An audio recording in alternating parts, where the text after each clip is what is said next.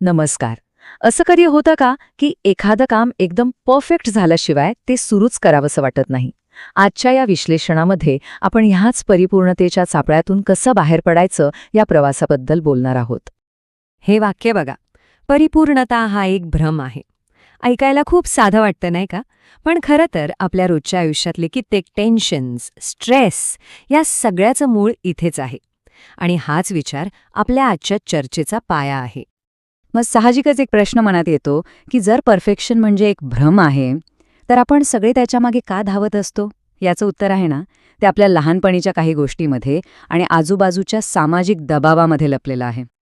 चला, तर मग आपल्या प्रवासातला पहिला टप्पा पाहूया, परिपूर्णतेचा भ्रम. जरा आठवून बघा, शाळेत चांगले मार्क मिळवण्याचं प्रेशर, समाजात चांगलं वागण्याची एक प्रकारची सक्ती, या सगळ्यातून आपल्या मनावर एकच गोष्ट ठसवली जाते: चूक करायची नाही. आणि बरोबर इथूनच हा सगळा भ्रम सुरू होतो.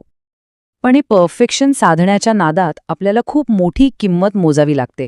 म्हणजे बघा, सततची चिंता, स्ट्रेस, स्वतःच्याच क्षमतेवर डाऊट घेणं, आणि सगळ्यात वाईट म्हणजे चूक झाली तर या भीतीने कोणतंही काम सुरूच न करणं. या चक्रात आपण अडकतो आणि फक्त विचार करत बसतो, ॲक्शन काहीच होत नाही. आणि मग शेवटी काय? फक्त थकवा आणि काहीच न केल्याची भावना. आणि बरोबर इथेच आपल्याला आपला दृष्टिकोन, आपला पर्स्पेक्टिव्ह बदलण्याची गरज आहे. यश म्हणजे काय? तर चुका नसलेला फायनल रिझल्ट नाही. यश म्हणजे दररोज होणारी छोटी छोटी पण मीनिंगफुल प्रगती. ही एक अशी मानसिकता आहे जी आपल्याला चुकांमधून शिकायला आणि पुढे जायला मदत करते. एक साधं उदाहरण घेऊया. समजा एका विद्यार्थ्याला गेल्या वर्षी 80 मार्क मिळाले होते आणि यावर्षी 85 मिळाले. आता वरवर बघता हे फक्त 5 मार्कांची वाढ दिसते, पण खरं यश हेच आहे. लक्षात ठेवण्यासारखी गोष्ट ही आहे की यश म्हणजे एकदम शिखर गाठणं नाही, तर कालपेक्षा आज फक्त एक पाऊल पुढे टाकणं. ठीक आहे, मग ही कन्सिस्टंट प्रोग्रेस करायची कशी? यासाठी आपल्याला बाहेरच्या जगाकडे बघण्याऐवजी जरा आत डोकावून पाहावं लागेल. आणि इथेच आपल्याला गरज पडते आपल्या आतल्या कंपासची, म्हणजेच आपल्या सेल्फ अवेअरनेसची. एक कल्पना करा की आपण एका अशा घनदाट जंगलात हरवलो आहोत जिथे आपल्याकडे नकाशा नाही, कंपास नाही. कसं वाटेल? अगदी अडकल्यासारखं, गोंधळल्यासारखं, दिशाहीन झाल्यासारखं वाटेल, बरोबर?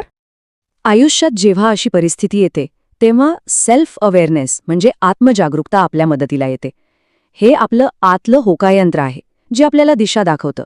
याच्या मदतीने आपण फक्त रिॲक्ट करत नाही, तर विचारपूर्वक निर्णय घेतो आणि आपला मार्ग स्वतः निवडतो. तर मग हा सेल्फ अवेअरनेसचा प्रवास कसा असतो? यात काही सोपे टप्पे आहेत. सगळ्यात आधी आपल्या वागण्यातले पॅटर्न्स ते ओळखायचे, पण जज न करता.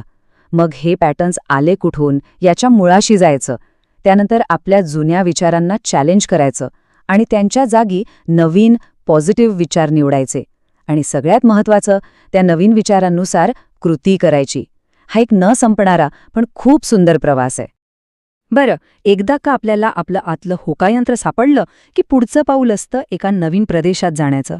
आपली खरी वाढ, आपला खरा आत्मशोध हा नेहमीच आपल्या कम्फर्ट झोनच्या, म्हणजे त्या सुरक्षित वाटणाऱ्या वातावरणाच्या पलीकडेच असतो. हे बघा, कम्फर्ट झोन म्हणजे काय? सुरक्षितता, सगळं काही ठरलेलं असणं आणि अपयशाची भीती. या उलट ग्रोथ झोन म्हणजे अनिश्चितता, सतत नवीन काहीतरी शिकण्याची संधी आणि धैर्य दाखवणं.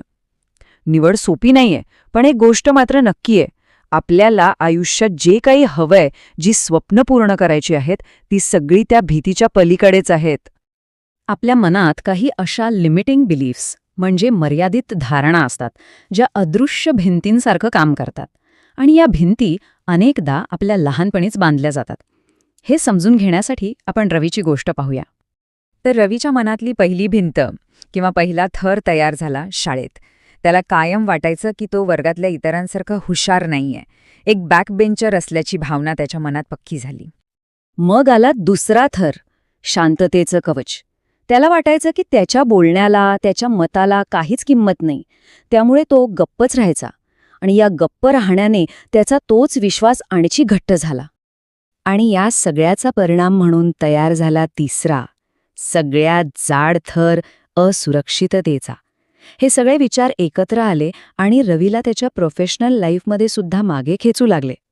त्याला असं वाटायचं की तो कोणाच्या नजरेतच येत नाहीये. जणू काही तू अदृश्यच आहे. आता आपण येतोय सगळ्यात महत्वाच्या आणि पॉवरफुल भागाकडे. तो म्हणजे अपूर्ण मार्गाचा स्वीकार करणं. परफेक्शनिझम सोडून दिल्यावर जे स्वातंत्र्य मिळतं ना, त्यावर आपण आता लक्ष देऊया. तर मग हा अपूर्ण मार्ग स्वीकारायचा कसा? यासाठी आपल्याला आपल्या विचारांमध्ये काही बदल करावे लागतील. पहिलं म्हणजे मी तयार आहे याची वाट न बघता सुरुवात करणं. दुसरं, अपयशाला आपला शत्रू नाही तर शिक्षक मानणं.